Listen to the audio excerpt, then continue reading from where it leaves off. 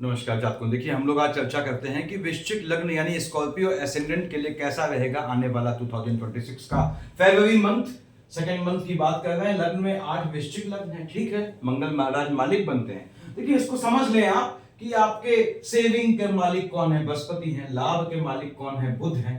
भाग के मालिक चंद्रमा है। तो चंद्रमा, बुध और बृहस्पति में जिसने भी सामंजस्य बैठा लिया, वृश्चिक लग्न की बात कर रहा हूं, या जिसके कर्मों से, काम से स्वतः ही ये सद गए, वो माला माल हो गया। अदरवाइज रेयर केस में ऐसा होता है कि बृहस्पति, चंद्रमा और बुध तीनों का फ्लक्चुएशन जो है अच्छा ना हो, देने वाला ना हो, तब अलग बात है। अदरवाइज वृश्चिक लग्न वालों, आपको जो है चाहे बुध हो, चाहे चंद्रमा हो, चाहे बृहस्पति हो, इसमें दशा की बात नहीं कर रहा हूं मैं, इनकी जो शेड होती है, जो पोजीशन पड़ती है, छाया पड़ती है, वो धन का योग बनाती है।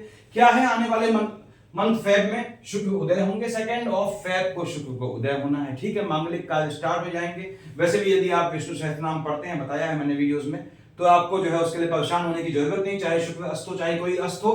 उसके बाद पंच ग्रहों की युति, ये नई चीज है। क्यों?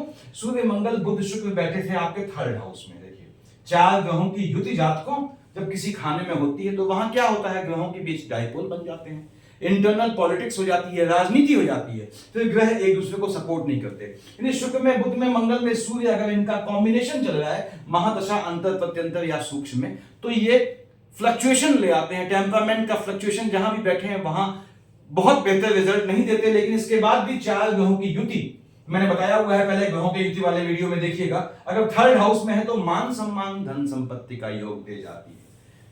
ये 4 ग्रह शिफ्ट होंगे। 13 ऑफ फेब को आएंगे सूर्य आपके 4th हाउस में, मंगल 24 ऑफ फेब को, बुध 4th ऑफ फेब को, शुक्र 6th ऑफ फेब को। यानी 24 फरवरी के बाद ये चारों ग्रह कूद के आ चुके होंगे राहु देव के साथ। पंच ग्रहों की युति बनेगी।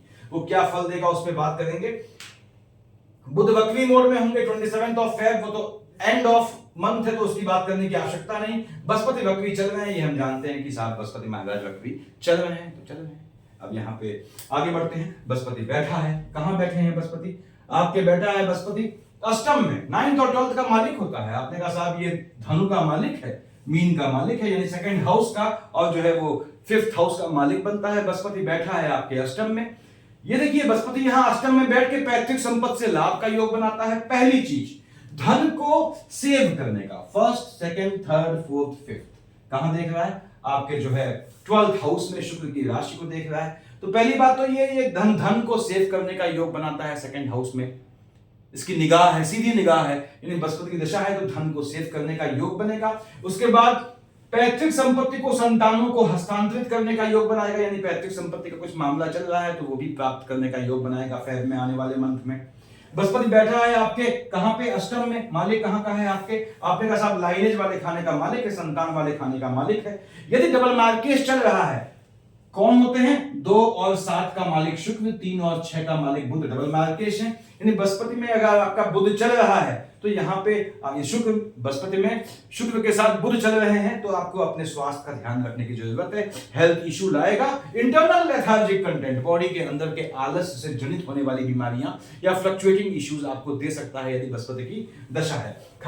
खासकर अगर बृहस्पति के साथ आपके शुक्र, क्योंकि बृहस्पति और शुक्र में पड़ती नहीं है, बृहस्पति देवताओं के गुरु हैं, शुक्र शुक्राचार्य राक्षसों के, तो बृहस्पति के साथ शुक्र में बुध है तो संतानों का भी ध्यान रखना है। छोटे बच्चे, गर्भस्थ शिशु को, लेडीज से कह रहा हूं, बहनों से, जो स्कॉर्पियो एसेंडेंट है कि गर्भस्थ शिशु को चोट लगने का भय होता है, इसलिए ध्यान से रहें और अपनी सुरक्षा को सुनिश्चित करें। और बच्चे बड़े हैं और बृहस्पति के साथ आपका शुक्र और बुध चल रहा है तो उनको वाहन देना अवॉइड करें, अदरवाइज हलचल लाएगा। First, second, third, fourth, fifth देख रहा है 12th हाउस में, और सेकंड हाउस का जो है मालिक बनता है वहां देखता है, 7, 8, 9 से देखता है आपके मन के सुकून वाले खाने में। यानी बाहर की धरती से, बाहर के संबंधों से, विदेश संबंधी काम से, आपके जो लाइनेज के लोग हैं पीढ़ी से, पैतृक संपत्ति से, आपके सेविंग के धन से सुख का योग बनाएगा, पहली चीज। दूसरी बात, बृहस्पति महाराज देखेंगे राहु को, चांडाल की शेड बनेगी, नीच काम से धन प्राप्ति का योग बनाएगा, ऐसे चांसेस बनने हैं। संतानों के चलते मन का सुकून भी बढ़ेगा,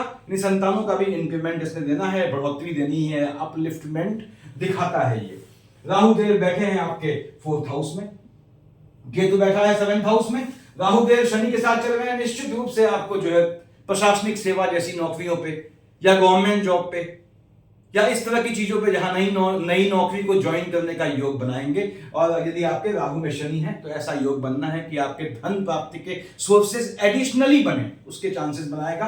केतु महाराज की दशा चल रही है तो याद रखिएगा कार्य क्षेत्र में चेंजेस लाएगा। खासकर केतु में सूर्य है तो ये काम धंधे में चेंजेस लाएगा, चेंजेस को अवॉइड कीजिएगा। प्रेशराइज होकर आपको चेंज करना पड़ सकता है, उससे भी बचिएगा। केतु महाराज मन के सुकून का हनन करेंगे। हालांकि शनि की राशि को देख रहे हैं तो यदि राहु या केतु के साथ बुध है तो आपको झटके दशा अंतर दशा में तो ये आपको झटके वाले काम से, लॉटरी सट्टा जुआ ट्रेडिंग से लाभ का योग बनाएगा। राहु के साथ मंगल है तो नीच काम से धन दे जाएगा। यदि राहु केतु के साथ आपकी सूर्य की दशा है, मान लीजिए यानी राहु या केतु के साथ महादशा अंतर प्रत्यंतर सूक्ष्म में सूर्य है और साथ में शुक्र और बुध चल रहे हैं महादशा अंतर में, तो यहां पे ये क्या करेंगे, आपके पिता वाले खाने पे हलचल लाएगा, पिता को घात का भी योग बनाएगा। काम धंधे में आप पे आक्षेप का भी योग लग सकता है।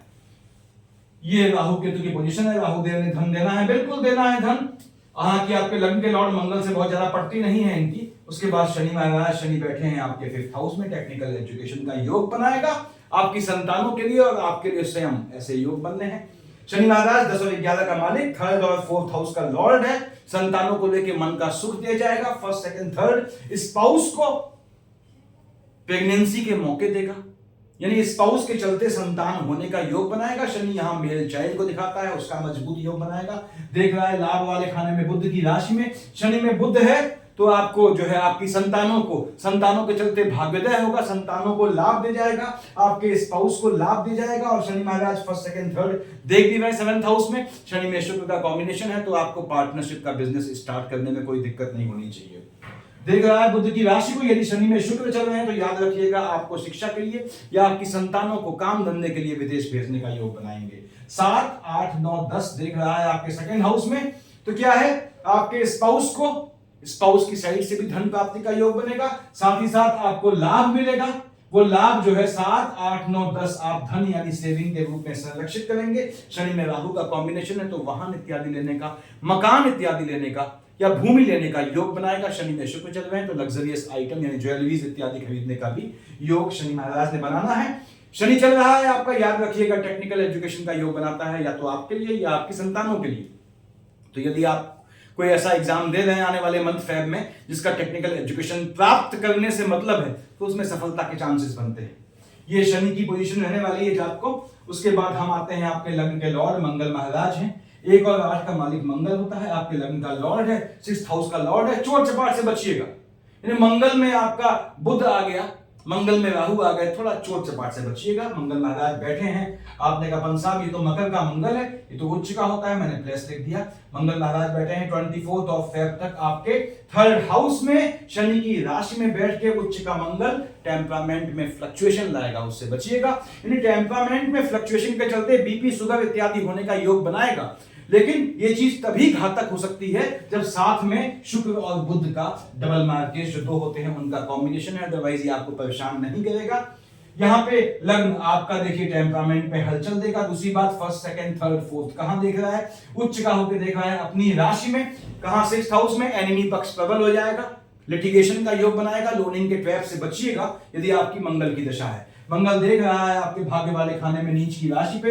यदि मंगल के साथ बुध या मंगल के साथ बृहस्पति चल रहे हैं तो अकल्ट की सिद्धि प्राप्त करने का, कोई सिद्धि अर्जित करने का या तांत्रिकों इत्यादि के सहयोग से लाभ प्राप्त करने का योग बनाएंगे। और मंगल महाराज यहां देख रहे हैं भाग्य वाले खाने में नीच की राशि को, नीच काम से भाग्योदय करेंगे। नीच काम क्या होता है मैंने समझाया है वीडियोस में। 7 और 1, 8 देख रहा है केतु महाराज को, जहां राहु की दृष्टि है सूर्य की राशि में, बैठा भी ये 13 तक सूर्य के साथ है। तो मंगल महाराज यहां आपके जॉब का भी योग बनाते हैं, भाग्य से जॉब दे जाते हैं, ऐसा योग बनता है। यानी आप यदि लंबे समय से प्रयासरत हैं काम धंधे में चेंजेस के, पैतृक बिजनेस में जाना चाहते हैं, पिता के बिजनेस में, पिता के काम में, तो वहां भी ऐसा योग बनाता है मजबूती से। यानी मंगल ने धन देना है लेकिन कोशिश करेगा मंगल कि नीच काम से धन दे। हेल्थ इश्यूज का ध्यान रखिएगा, बताया मैंने। मंगल शिफ्ट हो जाएंगे 24 ऑफ फेब को आपके 4th हाउस में, चौथा मंगली बनेगा। 24 फरवरी तो एंड ऑफ द मंथ है। उसके बाद मंगल यहां बैठ के शनि की राशि में राहु के साथ है, थोड़े मन के सुकून का हनन करेगा। लेकिन इसके बाद भी मंगल में राहु है तो आपको जमीन इत्यादि खरीदने का, लाइजनिंग नीच काम से लाभ का योग बनाएगा।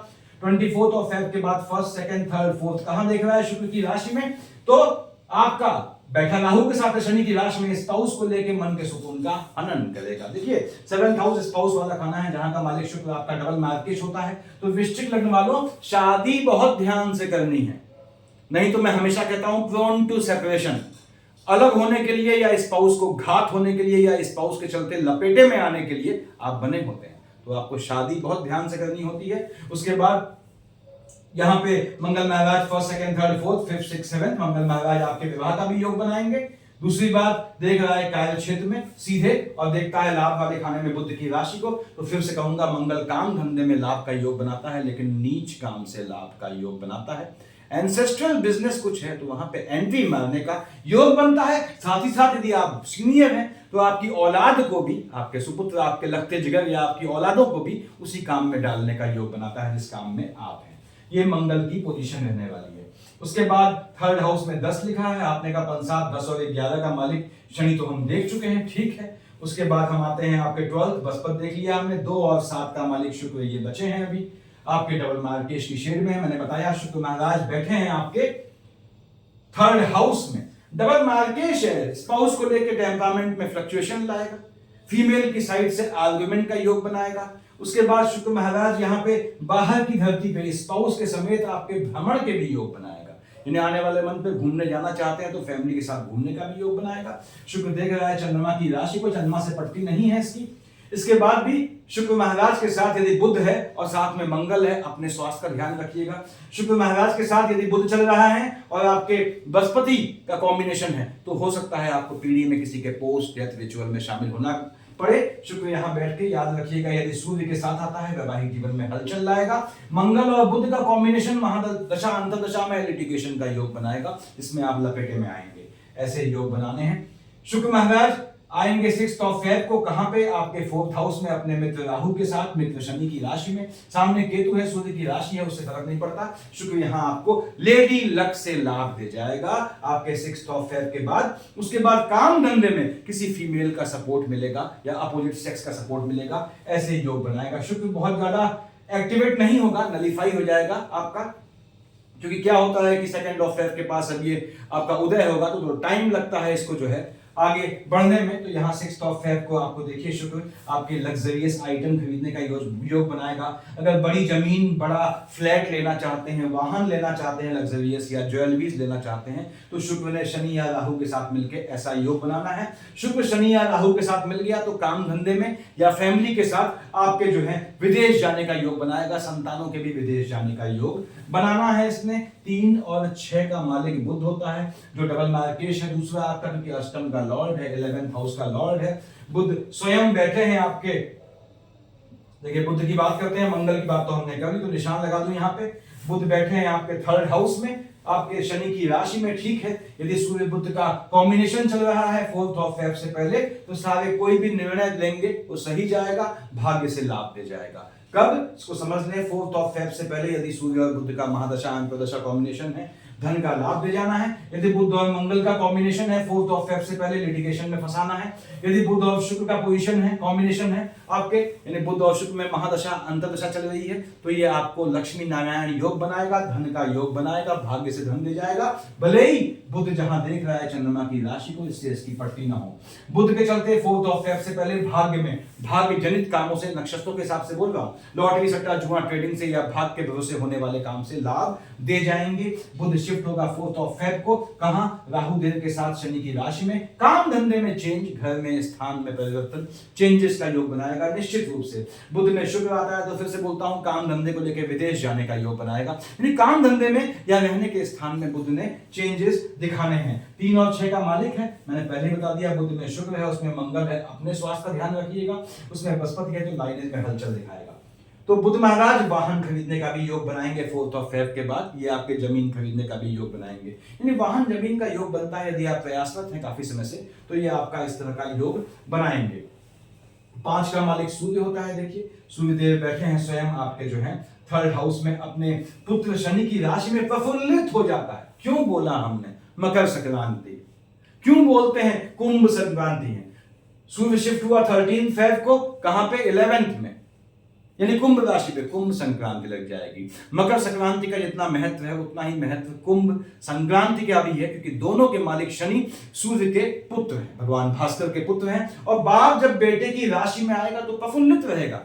तो इसीलिए यहाँ पे मकर और आपके जो है कुंभ का, ये मैं लेमैन की भाषा में समझा रहा हूं कि ज्यादा महत्व होता है। सूर्य थर्ड हाउस में बैठे हैं, शनि की राशि में, टेम्परामेंट का इश्यू लाएंगे, लेकिन चिंता तभी कीजिएगा जब साथ में शुक्र और बुध चल रहे हैं, अदरवाइज भूल जाइएगा उसे। क्योंकि सूर्यदेव यहाँ बैठ के 13 फेब से पहले भाग्य वाले खाने में चंद्रमा की राशि को देख रहे हैं। बिल्कुल शुद्ध हिंदी में समझिए, सूर्यदेव आते हैं तो क्या होता है, चंद्रमा गायब हो जाता है, वहीं रहने के उपरांत भी वो दिखाई नहीं देता। यानी भाग्य पे ये काइंड ऑफ ग्रहण राहु केतु के न होते हुए भी ग्रहण लगा देगा।